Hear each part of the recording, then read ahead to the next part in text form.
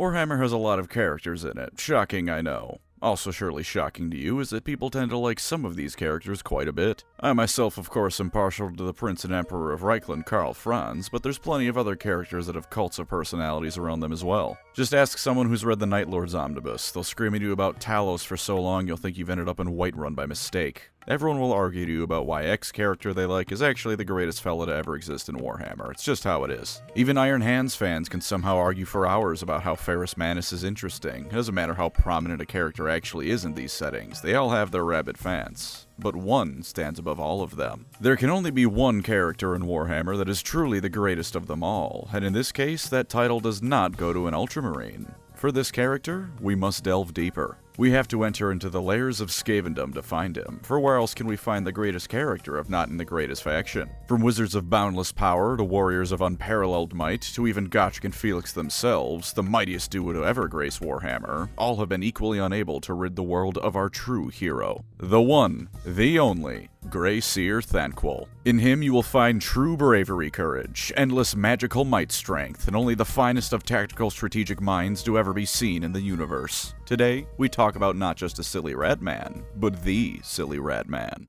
But before we begin, allow me to take an educated guess. You either have or currently are using my videos to fall asleep. It's no worries, I do that with YouTube too. And if you'd like some phenomenal sleep aids, you could do no better than Manta Sleep, the sponsor of this video. Manta Sleep makes not just sleep masks, but the finest of sleep masks to ever grace this planet. When you pop one of these bad boys on, you're in for a world of comfort and easy sleep, and I can vouch for it personally. I have a few of their sleep masks, and as of late I've been using the weighted sleep mask. It's a nice bit of pressure that helps me relax and fall asleep. The premium feel means that even though it's weighted, it's not at all an uncomfortable sensation, and I can adjust it as I need. For those of you like myself whose head more closely resembles a bowling ball than what most people have for a skull, this is a huge plus. But that's by no means the only thing they have. The Silk Sleep Mask is one of the softest things ever. There's two variations of the Sound Mask if you like to listen to something as you fall asleep. Whatever your preference for sleep masks might be, Manta Sleep has one to suit your needs. If you'd like to get one of these bad boys, I've got just the thing for you. Using my link in the description and pinned comment and code Pancreas, you can get yourself 10% off your Manta Sleep order. Just click the link below and use code Pancreas for 10% off your order. Whether you're just taking a quick nap or turning in for the night, Manta Sleep can make the experience all the better, so grab yourself one of their masks today for a more restful tonight. Now then, time to pay respects not only to Thanquol, but Bone Ripper and his thousands of identically named brothers. Thanquol's origins aren't completely known, but by virtue of him being a Grey Seer, we can draw from what we know of them to make some reasonably educated guesses. Whatever clan he once came from, he was born with gray fur and horns growing out of his head, and so from birth he was already destined to become a Grey Seer. Becoming an apprentice to an existing Grey Seer named Sleekit, he was a model apprentice to his liege, just as dutiful, studious, and loyal to Sleekit as any apprentice would be to their own Skaven master. To translate that, he was dutiful in trying to get his fellow apprentices killed and framed for things, studious in all the ways he could potentially get his master killed so he could take his place, and of course, loyal enough that when his master was crushed to death, Thanquol stayed just long enough to watch him die and steal Sleekit's staff and amulet so he could become a Grey Seer instead. Naturally, yes, Thanquol played a part in his master's demise. He's a Grey Seer, of course he was involved in his master's death. His fellow apprentices were all done in on their own though, or at least without Thanquol's direct help. In between his origin and Gotrek and Felix, not too much happens, but at some point in his life he was picked up by Seer Lord Kritislik, the head of the Grey Seers and a member of the Council of 13. Thanquol was specifically chosen by the head of all Grey Seers to be his top guy, so you know his life is going to be fun to read about. Now this video is going to be a bit more of me yapping about all things Thanquol has done, because I just like talking about the funny rat more than anything, so how about we get into his first appearance. At first glance, the title of the book does not bode well for him, I must admit.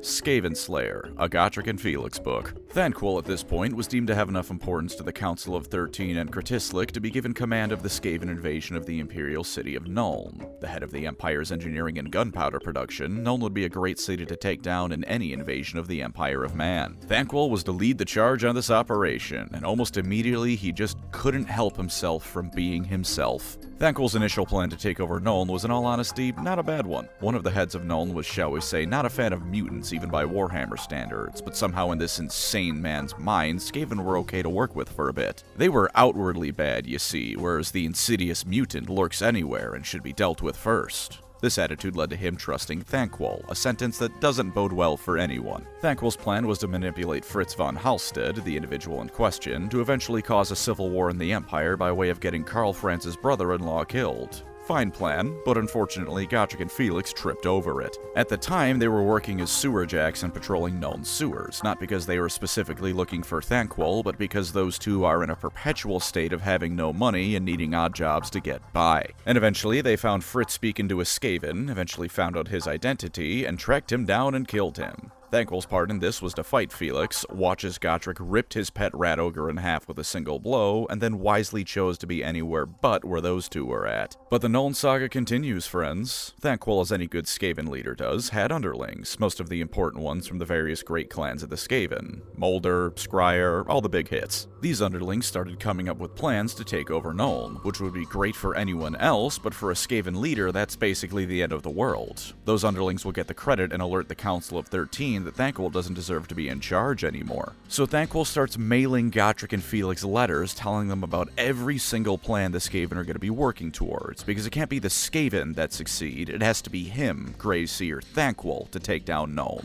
And because it's Gotrek and Felix, all of these plans are dealt with, some a bit less successfully than others, but nothing works well enough for the Skaven to take down Nuln. Clan Pestilence is going to spread some diseases with a super plague. Better send a letter to the dwarf and the manling to go stop them. Clan Scryer is going to steal the steam tank. Tell the dynamic duo to kill every rat involved. The best part of all of this is that Gotrek and Felix take a single look at these letters and go, a rat wrote this. This was clearly a Skaven that handed that to you. But they just shrug and listen anyways, because it keeps working out. From Thanquol's perspective, this is a genius act to deal with treacherous underlings and come out on top. But from theirs, it's just like, well, I guess this one rat really doesn't like the others. Might as well keep doing what he says. Eventually, he starts cluing in on the fact that these two are perhaps going to cause him some trouble down the line, and sends Clan Eshin assassins to kill him. Doesn't work. The Skaven Slayer stories are in the first omnibus, and there's 6 of those things. Of course it doesn't work. After this, there's an event where all of Nuln's nobility are together at a ball. The perfect time to strike.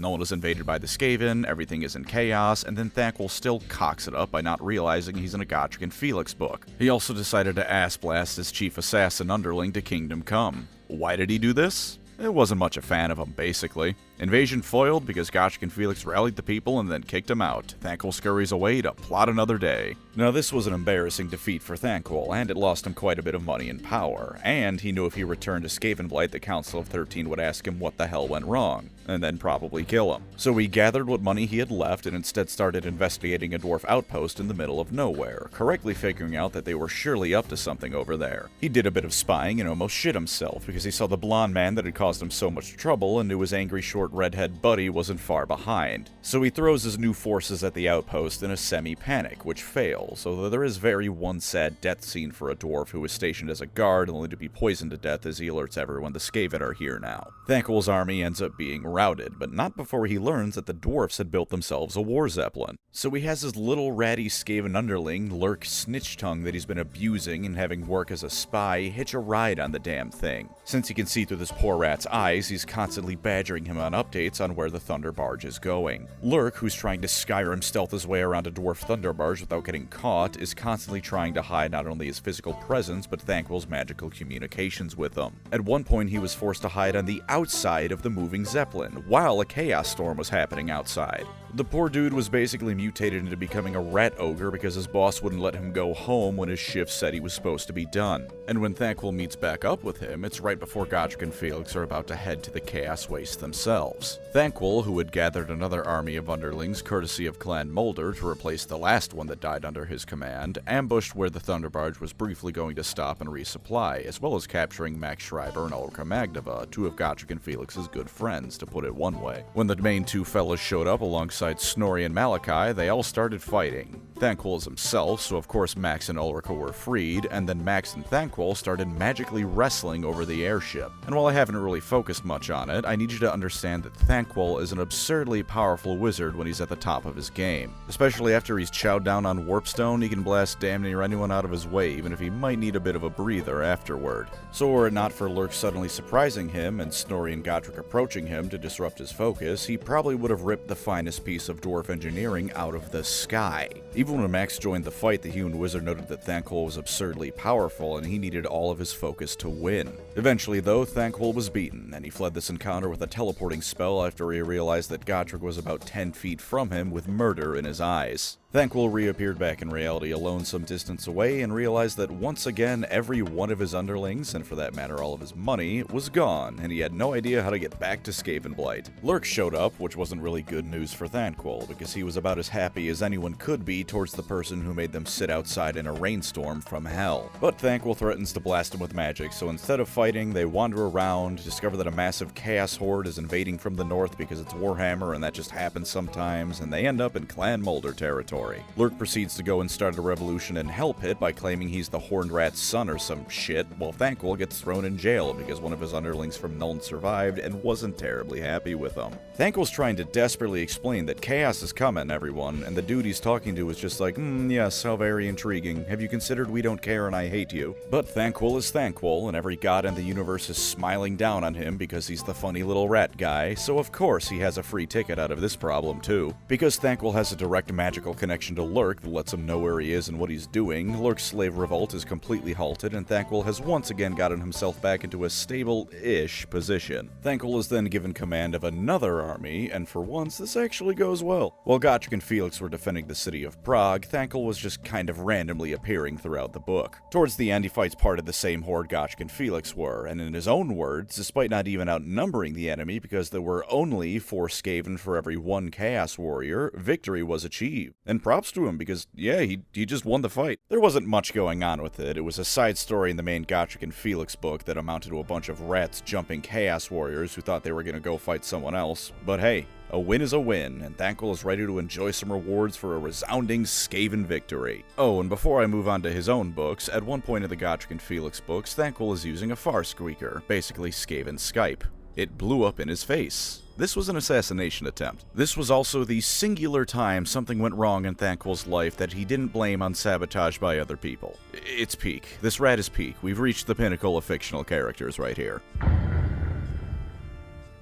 So anyways, we cut to the events of his own books, and immediately he is being kidnapped by other Skaven. And the best part of this is, the book doesn't begin with him even conscious. He is dreaming of himself achieving ultimate power, only to be thwarted by Gotrek and Felix. Those two are literally in his nightmares. He spent such a massive amount of time thinking about that, even this relatively early into their story and his own. When he wakes up, he's tied to a pole being carried by other rats, and immediately, and I mean immediately, he starts blaming other people for his predicament. Sabotage by his underlings, incompetence by his underlings, the hated Gotrek and Felix things that keep ruining his plans. Nothing is ever his fault, of course. He's taken to the Council of 13, and when he meets with them, instead of congratulating him on defeating a random Chaos army, they're like, hey buddy, where's the Zeppelin? Then they drop him in a hole which he fears is the, quote, maze of inescapable death. But thankfully no, he finds out it's just the maze of merciless penance, which in theory you can survive. Also, of course the Skaven have things like that. Why wouldn't they have something called the Maze of Inescapable Death? Since he made it through the maze, Thanquol is restored to something resembling a position of power and is told to go snoop around Under Altdorf, the Skaven Undercity that's of course Under Altdorf. The Council doesn't think those Skaven Under Altdorf and Under Altdorf are quite as loyal as they should be, plus there's an artifact of incredible power that's recently been uncovered there, and the Council of 13 wants it. So he goes to Under Altdorf, but not before he gets some chances to be himself for a bit, aka an asshole. For example, the Skaven have a single crop they grow called black corn. It's corn that tastes like rat shit, but by virtue of being food that isn't the corpse of another Skaven, having some is a sign of wealth.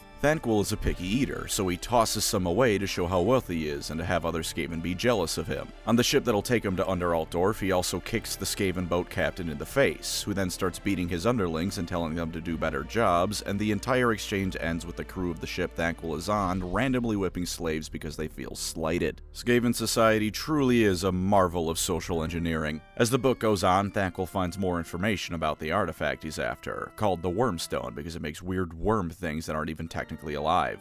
If a human touches it, they become violently ill until they dissolve into sludge. If a Skaven touches it, there is no ill period. They just die and make more worms. Now's a good time to mention something about Thanquol and his books. They're horror stories. For pretty much everyone that isn't a Skaven, Thanquol's books are an unrelenting march of terror as people wonder what is happening, how to stop it, realizing there's a dastardly Skaven ploy, or that the Skaven are even real in some cases. Then we cut back to our rat, and it's right back to the eternal circus that is Thanquol's life.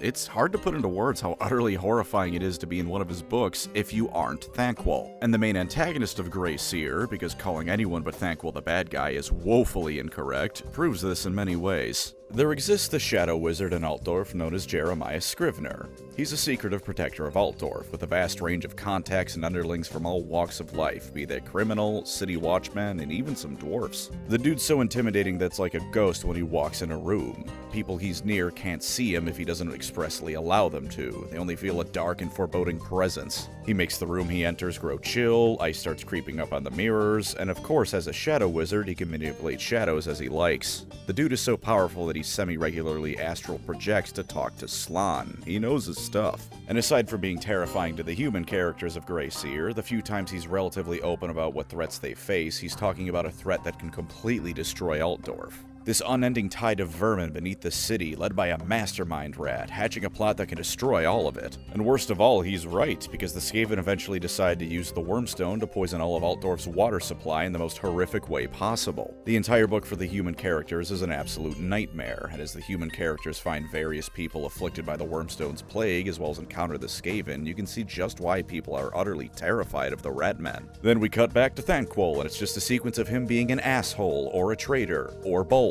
He meets the ruler of Under Altdorf, who reveals he wants to become ruler of all Skavendom, whereupon Thanquol decides this treacherous act must be stopped. It should be Thanquol who uses the Wormstone to become powerful in the eyes of the Council of 13, or even take it over himself. And then he does a line of Warpstone because the man's heavily addicted to it. He does Warp Snuff sometimes too, which I'm pretty sure is just crack. I know Warpstone is already pretty similar to Coke, but Warp Snuff is like that, but it doesn't boost your powers. Grey Seer is probably my least favorite of the three books, so I won't spend too much time on it, but please do not take that to mean it's any lesser of a read. That'd be like saying out of these 3 gold bars, this one's the smallest, so it's completely worthless. As the book progresses, Thanquol makes about 50 different alliances through begging, lying, promising to backstab someone else, and then actually backstabbing someone else before repeating. There is also, at one point, another Bone Ripper involved. This one has 3 arms and is supposedly the largest one yet. It dies, because of course it does. It does basically kill this monstrous clan pestilence diseased rat creature thing before it can get Thanquol though, which Thanquol does appreciate. In fact, the only things I think he ever has any semblance of positive, genuine emotions towards are his various rat ogres that he always immediately names Bone Ripper. Doesn't stop him from hitting them or berating them, of course, it just means that when they do something nice, he might actually seem appreciative. Eventually we come to a climactic battle where Thanquol is fighting his rival Skaven, who is incidentally Lord Skrulk, but even this early on, anyone who isn't Thanquol is completely tertiary to Thanquol and Thanquol's plans, respectively. All the Skaven involved are also fighting Jeremiah Scrivener and his ragtag army. Thanquol had dueled with him on several occasions throughout the book, and the entire time it was from the Shadowmancer's perspective. He's watching this rat counter almost every trick he has, where even though he mostly has the upper hand, the Grey Seer is clearly a dangerous foe. Then we cut back to Thanquol, and it's back to being a comedy. He's chewing on Warpstone both for the power and the comfort throughout the fight, and also whenever he's on Warpstone, as an aside, he briefly becomes even more of a megalomaniac before he reins himself in a bit. This manifests throughout the entire series, and in this case it leads to him promising to kill Scrivener, Skrulk, all of Under Altdorf, all of Altdorf. If Thanquol is railing a line, he's ready to fight the entire planet. In this book, he's also the Skaven version of Batman, because he bought a bunch of good luck charms, magic scrolls, and magical amulets that maybe half of which are actually magical and he didn't just get scammed. He loses the final fight of the book, but he whips out a teleportation scroll and just dips. And the way the book ends truly, oh good lord is it funny. Thanquol teleports out with barely a clue where he is, and he's surrounded by cats for some reason. Obviously, not doing great after everything that had just happened. But just then, some fat old lady comes in, sees him, and faints in terror. And I swear to you, I'm not just being mean when I say that. Thanquol calls her one of the plumpest examples of humans he's ever seen. The final sentences of the book are him trying to come up with a lie for the Council of 13 as to why he couldn't retrieve the Wormstone, and him praising the Horned Rat for gifting him such a bountiful meal in the form of that soon-to-be very dead old lady. Some fantasy books end with the hero rescuing the princess and saving the day. Others end with the promise of hope on the horizon, even if much work needs to be done to reach it. Warhammer Fantasy books end with a rat man eating a fat lady after he does drugs. Best series by far. So Thanquol's doing a bit better now after that book. Not by too much, but he is doing better. Manages to avoid being executed by the Lords of Decay too, even if Clan Eshin's lords clearly had plans for him. He decides to take himself on a walk through Skavenblight and even buys himself another Bone Ripper. All in all, he's doing pretty good. Then a bunch of garbage Skaven assassins try to kill him, the real competent one tries to poison him, and then he tries to get Thanquol killed via Skaven Crowd Crush. It was funny because when he saw the 3 goober assassins walking towards him, he was in utter disbelief. He looked at them and was in complete shock at how bad they were at their job, visibly approaching him wearing what looked like assassin garb and drawing knives. Then the actual assassins started fighting, and he understood what was happening then. Him and Bone Ripper number 4, I think we're on 4 now, drive off these assailants, and Thanquol scuttles away to the room he's renting. Then he gets jumped by Deathmaster Snitch, who cuts down Bone Ripper in seconds and brings him to Nightlord Sneak, Grandmaster of Clan Eshin. Our absurd rat protagonist should by all reason and logic be dead, but for reasons I simply cannot comprehend, people keep trying to use Thanquol for some reason. His track record is noticeably failure after failure by this point, but if I had to guess, it's both because he makes an easy fall guy, and when you want a wizard on the cheap, threatening Thanquol is a good way to go about that. Thanquol is now involved in a Clan Eshin scheme to assassinate a prophet of Sotek, whose name I'm not even going to pretend to try and say. It's a red-crested skink, it isn't the goober you probably only know for having a bad Total Warhammer campaign, and he resides in a city only relatively recently being re-inhabited by the Lizardmen after Clan Pestilence made it all icky. For a brief cut into what the non-Skaven characters will be doing in this book, it is as follows. The human characters, and briefly an elf, are going through hell as they're marooned in Lustria and subjected to all the hells of this continent, fighting both the jungle itself and the lizardmen inside. For Aslan, the entire book was orchestrated by him as he tries to figure out if the cult of Sotek the Skinks have is actually a good thing or not, since the Slan really aren't sure on if Sotek is a good or a bad thing for the Great Plan. All the suffering of everyone involved in this book is the Slan's fault, because for some reason they can't determine if the god of their minions that despises the Skaven is a force for good or not. Anyways, back to the Rat Man. Thanquol is immediately upset to find out he's not the one in charge of the expedition, and almost immediately after learning this, begins devising ways to get the true leaders killed. Naturally, none of these methods he comes up with are how it happens, because Thanquol's an idiot. Once the Skaven themselves arrive in Lustria, they start scouting out how to find the Temple of the Serpent and Sotek's prophet. Of course, first a few dozen of them are eaten alive by sharks, but that's hardly worth mentioning. Oh no, a Skaven died. Grass is green and I need insulin. What a big reveal. What is worth mentioning is something that was brought up by the human and elf characters during one of the segments. In the southern tip of Lustria is a high elf settlement they briefly plan to escape to. In between them and that settlement lies the Vampire Coast. Now for the humans, because by the time they do anything productive, the elf has been murdered by skinks, this is not an issue. For the Skaven and Thanquol, this is an issue. Because throughout their bumbling in the swamps, they trip over a particular bit of swamp infested with zombies that start eating them. Thanquol switches rapidly back and forth between cowardice and actually fighting before he's jumped by the same first Skaven assassin from earlier. This assassin is actually one of his underlings from Skaven Slayer who wanted revenge for Thanquol getting him and his fellows killed and humiliated. And the thing is, this whole time Thanquol's putting in the work. He basically goes full red rage and brutalizes a bunch of zombies, and he manages to bash the assassin in the face and cause them to be dragged down by the zombies. Thanquol, when he locks in, is apparently an incredibly deadly melee combatant. He also has one of my favorite moments ever. When the assassin jumped him in the swamp, he has a brief moment of contemplation afterwards and goes, "Wait a minute, I know exactly who the assassin is and who's trying to kill me," and then proceeds to blame entirely the wrong Skaven for this. He goes insane in melee again, too. As everyone gets to the Temple of Sotek over the story's course, there's naturally both lizardmen and spawning pools to make more of them. Thanquol eventually captures the human characters to allow him entrance into the temple, because he needs a human to destroy the anti-Skaven wards around it. They get in and discover that there's a massive, sacred snake at the center of the temple. Thanquol ends up being vaguely involved in getting the other Skaven killed, because while as Skaven they can plan backstabs with the best of them, Thanquol might as well have the divine protection from the horned rat, and no one can really hurt him. Eventually it comes down to Thanquol and one of the humans who had been forced into the temple by Thanquol. He saw the human surrounded by lizardmen, realized he was going to be next if the human died, and went utterly ballistic. He slaughtered dozens of skinks in melee combat while Bone Ripper was fighting attacking a Croxagore. There's a new Bone Ripper, by the way. It was a rat ogre one of the previous leaders owned until Thanquol decided it was his now. There was a lot of threatening and blackmail involved. I wouldn't worry about the specifics of how he acquired this one. It's not long for the world. Once that was dealt with, Thanquol and the human began searching for another human, because Thanquol knew he needed the first human as insurance, and so did the human in question.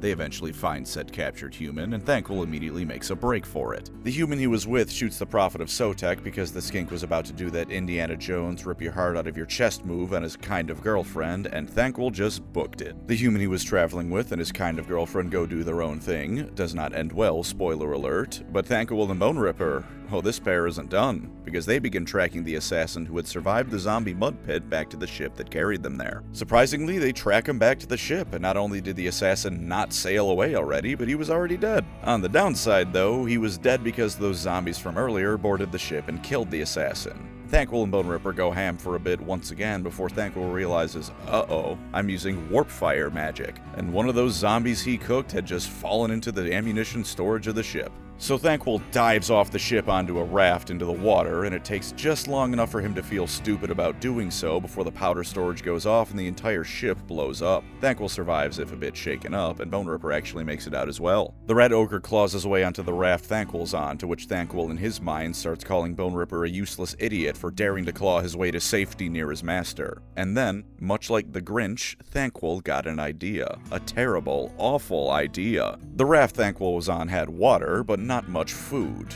Bone Ripper number whatever we're on was basically dead and already at least a little bit cooked. So the last we see of Thanquol's point of view in this book is him once again thanking the Horned Rat for providing him food as he proceeds to begin getting ready to eat his pet. This is now the second book in a row where Thanquol's finished it by eating a living creature. The rest of this book is full of amazing little moments too. Like I mentioned earlier, Thanquol didn't buy or was gifted this Bone Ripper like he normally was. It was initially a bodyguard for one of the other Skaven leaders of the expedition. Thanquol spends a lot of time up to a certain point complaining that a real Skaven wizard doesn't need something as pathetic as a rat ogre bodyguard to be safe and look tough. But then the singular moment he gets to be in charge, he immediately commandeers the rat ogre and renames it Bone Ripper. This kind of thing is constant too. He will regularly lambast other people for things he says are wrong and he dislikes, but the nanosecond things go in his favor, everything he complains about is suddenly perfectly valid. The concept of shame has never entered Thanquol's mind, and I'm glad. I don't want him to ever feel shame. If he felt shame, I'm pretty sure he'd melt. The pinnacle, though, isn't from Thanquol's point of view. It's from the Slann who started this mess. At least some Slann view the world as mathematical equations. Magic, the people living in it, all part of one big mathematical equations of the old ones. This Slann in particular calls the various humans and rats low-variation fractals. They can change things and be a bit random, but you can figure them out for the most part pretty easily. Much like the rest of the Slann and Lizardmen, he also hates rats. Even more so than demons, they despise the Skaven.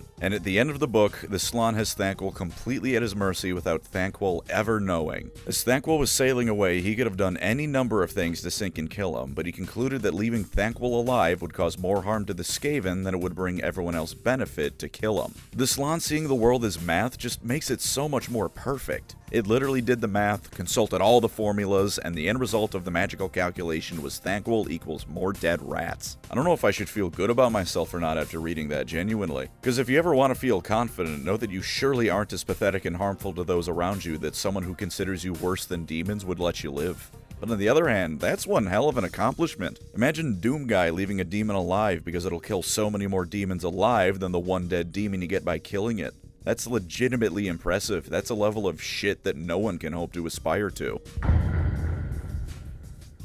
So Thanquol's doom is already off to a good start because it begins with the Slann from before talking to the Shadowmancer from the first book about how Thanquol is going to be a huge problem for a dwarf hold the wizard has an agent in. On the end of the dwarfs of this book is a mad dash to stop the Skaven invasion of the hold. A rather radical dwarf who's a pretty chill dude with respect for progress and tradition invents automatic machine gun turrets because we're going full steampunk this book, and it's overall good stuff, but we aren't here for them. We're here for the clown, and by God is Thanquol on form from the get-go. It begins with him washing ashore door into a real shithole of a settlement even by Skaven standards, but one under the thrall of a greater clan, so he can't just start evaporating people. He bullies himself into being in charge, kind of. He tries to secure passage out on a boat, kind of succeeds. Then the local Skaven warlord decides it'd be a good idea to jump Thanquol. Now at first, it's portrayed as a bit of a predicament, with a whole lot of rats ready to rob and kill our boy. Then the Skaven warlord makes a crucial mistake, because Thanquol is a PTSD-ridden little goober. The Skaven in charge rubs his thumb along his weapon's edge and draws a little bit of blood. It's a nothing action. It's at most a little idle tick the Skaven warlord apparently has. Unfortunately, another character who does the same thing before a fight is, of course, Gotrek Garrison, and Thanquol very well remembers it, so he freaks out and evaporates the dude on the spot with magic. Some dwarf slaves break free, Thanquol starts braining people with his staff, the slaves start killing Skaven, Thanquol commandeers his new boat and heads to Skavenblight. Now, have you ever read, like, poorly written fan fiction or something where the author's self-insert character meets all the established ones and everyone loves them because of Mary Sue stuff? Well, Thanquol is kind of like the inverse of that. He meets plenty of big-name Skaven characters, he's been around the block. He met Lord Skrulk in his first book, who tried to kill him. He met Deathmaster Snitch, who very easily could have killed him and only didn't do so because Clan Eshin could use him for their goals. And shortly into Thanquol's doom, we start meeting more characters. Thanquol has learned by this point from the various attempts on his life, and once he's reacquired himself a bunch of new minions and bodyguards, he starts taking various back alleyways to get to where he's going. I can't fault him for his caution. Legitimately, Thanquol can be dangerously intelligent sometimes. It's like he's the uncanny valley of intelligence. If he were even the least bit smarter, he'd be the single most dangerous being in existence.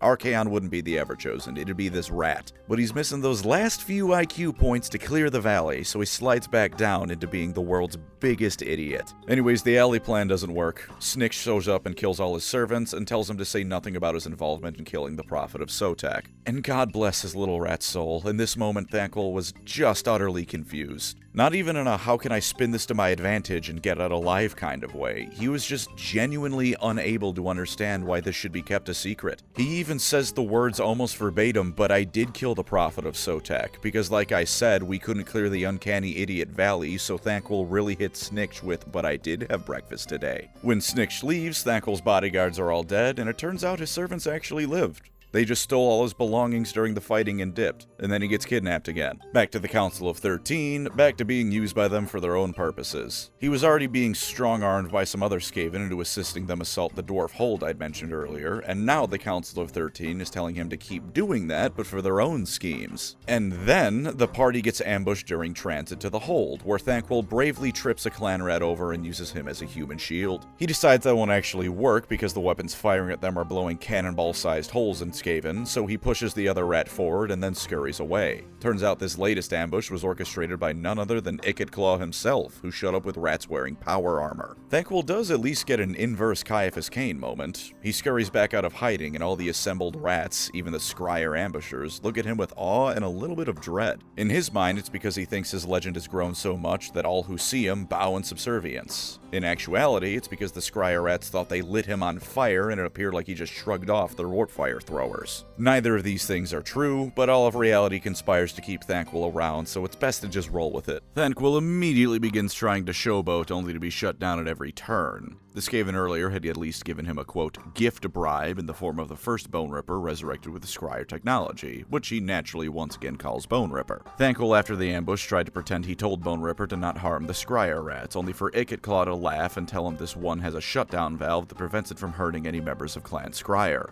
Thanquol then proceeds to look increasingly stupid as he keeps trying to see what Claw had hidden under a tarp. Turns out this was the beginning of a Doom Sphere, aka a Skaven nuke. It didn't work due to dwarf sabotage, but Claw nearly blew up the entirety of both Skavendom and the dwarf holds for no other reason than he wanted to prove he could build the biggest bomb ever. To those of you who are about to say that's a very 40k orky thing to do, no, it is not. Orcs are very Skaven-y sometimes, is what that is. Now, I'm gonna jump to the end here for the most part, because as much as Thanquol is great in all of this book, it's more of what I've been talking about. But the ending is truly Thanquol at his best. Over the course of the book, a mummified paw of a terrible Skaven lord was found that could boost one's magical power, connection to the Horned Rat, and even summon a Vermin Lord. Thanquol, of course, gets his paws on this paw, and eventually it's used to summon a Vermin Lord into the mortal world.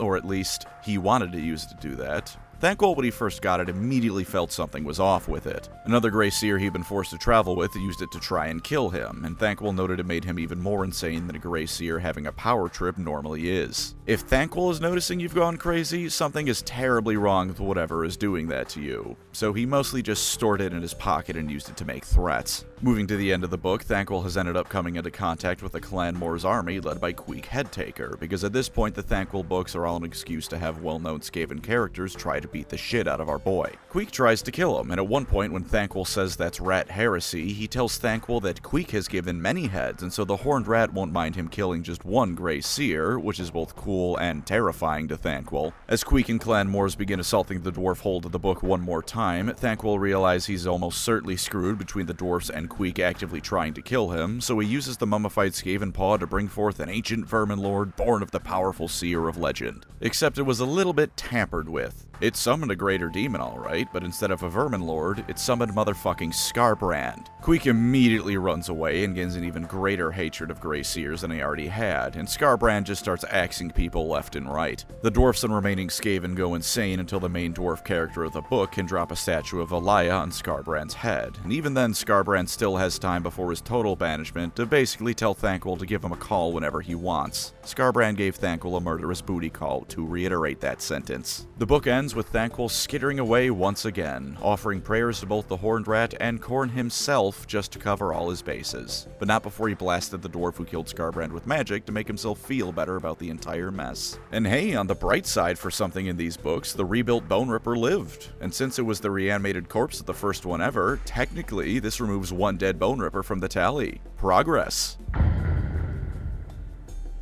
Thanquol would go on to do his normal thing from here, of falling almost completely from grace only to somehow claw his way back to being entrusted with entire armies and stashes of wealth. How he does this, no one knows. He's simply too garbage to actually fail, because it loops around into him being unstoppable. In the Godric and Felix novel Elfslayer, Thanquol decided he was done living in fear of the dynamic duo, so he tortured Felix's dad and information as to where he was and then killed him. Then he started sending waves of Skaven assassins after Godric and Felix. The latter thing was unsuccessful, as you could no doubt guess, but the former resulted in Felix eventually taking on almost dwarf levels of vengeance seeking against our rat boy. Thanquol hatched another plan, however. Learning that the duo was mucking about in the swamps of Marienburg, he managed to have them captured and brought aboard a Skaven submarine. Don't ask about that. The Skaven has submarines, I guess. He finally has our heroes tied up, and does he revel in it. He starts bragging about all the torture he's going to inflict on them, how he's going to make them suffer as they made him suffer, 20 years of indignation at their hands and their hands alone. To Thanquol, this duo was ultimately responsible for every single thing that went wrong in his life, be that directly or as a result of them foiling prior plans of his. And right as he's really getting into it, Felix asks Thanquol who he is. And in that moment, you could hear the world come to a halt. You could hear the singular gear in Thanquol's brain screech to a stop as he tried to process what's going on. It was as if he couldn't decide if he heard Felix correctly, or if all the warpstone and warp snuff he'd taken over the years was finally taking its toll on his health. And then Felix double-checked with Godric to see if the dwarf knew who Thanquol was, only for Godric to respond with, "They all look the same to me, manling." And in that moment, Thanquol broke. Not for long, because you can't keep him down, but he simply did not know how to process the fact that his most hated enemies, who to him were constantly foiling his schemes to spite him, had no idea who he was, and every time they did so, it was basically just a random encounter. The rest of him in that book is him zoning in on trying to capture the artifact Godric, Felix, and the other characters of the book were searching for, which not only fails, but the submarine sinks, Godric and Felix get away, and Thanquol has to survive the ocean's currents once more. He failed to kill his nemesis because he got greedy, but that was fine. This was just one more setback on Thanquol's inevitable rise to power. He may have lost a hand in the process, but between his magical amulet that regenerates wounds that he just has on him and his own power, even that was just a temporary problem. And out of all the end times lore there is, this goofball was one of the few who came out on top during it. Thanquol was apparently part of the Skaven forces that destroyed Tylea, and shockingly did well enough or took enough credit from others that he was able to reach the height of his wealth and political power. Seer Lord Critislisk, I don't know how to say that man's name. Seer Lord Critislisk, meanwhile, was accused of being a real goober by pretty much every Skaven of any worth. And then the Horned Rat himself showed up in the mortal world and ate the Seer Lord. The Skaven then unify, if only out of fear of also being eaten, and Thanquol for his part gets to finally invade and conquer the city of Nuln as he once did all those years ago. And then finally we were given our proof. Proof that the Divine truly do smile upon Thanquol, if only because they find him incredibly funny. Because as the new replacement Seer Lord, the most influential Skaven there is, the Horned Rat looked at every Grey Seer possible and then found Thanquol. And lo, did the Horned Rat look at our man and say, You are my top guy. You are the funny one who will bring my word to the world. And then Thanquol was the new Seer Lord. The Vermin Lord Screech Vermin King gives Thanquol a new and improved Bone Ripper. Thanquol forges the Skaven alliance with Archaon and Chaos, and as the end times reach their zenith, Thanquol alongside his god helps drag Skavenblight into the warp. He did it. He became the Skaven of all time. Now, in Age of Sigmar, we didn't have word on Thanquol for a bit. But what we did have, eventually, was word of a mysterious figure of power and influence, a being known only as the Grey Lord, who demanded fear and obedience from his underlings. When we first learn of this being, we're told of a character commanding some pretty powerful people, and surely only a figure of true might could command such respect, and shit, it's Thanquol, isn't it? It's gonna be Thanquol. Thanquol nearly destroyed the city of Hammerhall, which is one of the most important cities for the forces of order in Age of Sigmar. It seems he's finally become the feared and renowned Skaven leader he was always meant to be here. But the flip side of Thanquol being blessed to never die is that he's cursed to never actually win in the end, because just as he made it to AOS, so too did none other than Gotrek Gurnison himself. No Felix, but the dwarf has come back with a vengeance, and now he sees Thanquol as a proper enemy. Thanquol has to freak out to end all freakouts as he learns Gotrek survives, and an uncountable number of years worth of PTSD crashes onto him all at once, and orders the dwarf to be killed immediately. The two clash in the book Blood of the Old World over a realm gate that leads to Warhammer Fantasy, and while Gotrek gets a tearful goodbye with Felix through the rubble and the portal, Thanquol does what he does best and runs the hell away. Now he plots and schemes anew, waiting to once again try and achieve total dominance over all there is. Also, he saved all of Skavenblight from drowning in AOS. He ran away afterwards, though, not only because he was afraid other Skaven figures would have him killed for his success, not only because his plans killed so many Skaven that even the other rat men thought it was excessive, but also because he might have had a part in Skavenblight being flooded to begin with. And also there were zombies as part of the flood. There goes my hero. For lore positives of Thanquol, all of them. He is the Skaven. If you like Skaven, you should like Thanquol. There's nothing else to be said here. If you as a Skaven player somehow don't like Thanquol, you need to forfeit your Skaven army immediately. Horned Rat casts 10,000 curses of brain explode upon you. But beyond that, if you want an army that will always destroy the enemy, you want Thanquol leading your army. Let's say you somehow play the worst game of Warhammer ever conceived. You don't destroy a single enemy model and get tabled turn 3. Doesn't matter. The aftermath of your tabletop match's lore will be something Thanquol had planned going horribly wrong in a way that causes all of his enemies to simultaneously go insane and then blow up. Thanquol getting a victory isn't the thing you have to worry about. It's how he loses that's gonna bring low your enemies. Although, of course, a loss for Thanquol isn't truly a loss. That's just one more setback on the road to endless glory. Know in your heart that when Thanquol has been deployed to the field of battle, he can never truly lose. He simply postpones victory a little while longer. Even if his model is destroyed, it's fine. It's simply one more Bone Ripper to add to the pile as he scurries away. For rules positives in current AOS 4th edition, Thanquol has 8 inches of movement, 14 health, 5 control, and a 4-up save, as well as a 5-up ward save. Surprisingly tanky, even by non-Skaven standards. He's only a power level 2 wizard, which he no doubt finds incredibly insulting, but he rides forth on Bone Ripper to make up for these flaws. Bone Ripper's able to brutalize enemies quite alright. His warp fire projectors are a nice way to get some ranged damage in on an enemy closing in, fairly reliably hitting and being quite reliable at wounding. His fists are a bit less accurate, but wound just as easily and deal 3 damage a pop, while Thanquol hitting you in the face with his magic staff is definitely less reliable, but potentially just as deadly with D3 damage. He's gone berserk in melee throughout his stories, remember. Just because he's now old as hell doesn't mean he's any less deadly. As for his special abilities, his staff gives him +1 to casting rolls. Nothing flashy, but always an ability you love to see. He has an inbuilt spell that makes enemies unable to use commands and start beating each other to death to deal damage, and since it's flavored as him causing madness, I choose to believe it's his enemies realizing they're facing the mortal realm's most destructive moron and going insane over that. Once per turn during a combat phase, he can inflict anywhere from a D3 to 2d3 mortal damage on a target he's currently fighting, and at the end of a turn, he gets to heal D3 wounds. That first one lets Bone Ripper smash damn near anything he's in melee with into paste, and the last one is just free healing. There's never a time you won't appreciate free healing. For lore downsides, Nah, I ain't doing that today. You get no lore downsides with Thanquol from me, I love him too much. As we've already determined, if he loses, it doesn't count, and if you kill him, you only killed Bone Ripper number 40,000. Any further potential downsides you can think of for Thanquol, such as your army being led by a massive coward who regularly gets his own underlings killed, is propaganda slander by the most vile of treacherous minions and rivals, yes. As for tabletop downsides, he is definitely a bit pricey at 360 points. You get a wizard who can kick ass in melee and regenerate for the cost, so I'd say you're definitely getting your money's worth, but just beware that if he goes down, nearly a quarter of a 2k point army is going with him. This next one, meanwhile, is more of a piece of advice than a downside, but I wouldn't recommend charging him headfirst into the center of your enemy's army just because he can kick ass. A D3 of healing and a decent save only counts for so much when everyone looks at him and begins beating his ass. On a semi-related note, as a big old monster unit, he can also be vulnerable to being tar-pitted, so try and make sure he doesn't spend the entire match failing to finish off a bunch of goblins or something like that. You'll feel very silly after that happens. He loses attacks as he takes wounds as well, but that's pretty standard for monstrous units in Warhammer. Just something to be aware of. And that was Grey Seer Thanquol. Amongst the Skaven, none shine brighter than he, because for miles around, the world can see his screw-up shining as bright as a star. Thank you as always to my wonderful channel members. You are the Bone Ripper to my Thanquol, providing me invaluable support no matter how much I hit you in the face with a stick. If you'd like to support the channel, feel free to subscribe or become a member. Either way, thank you for watching, and take care out there.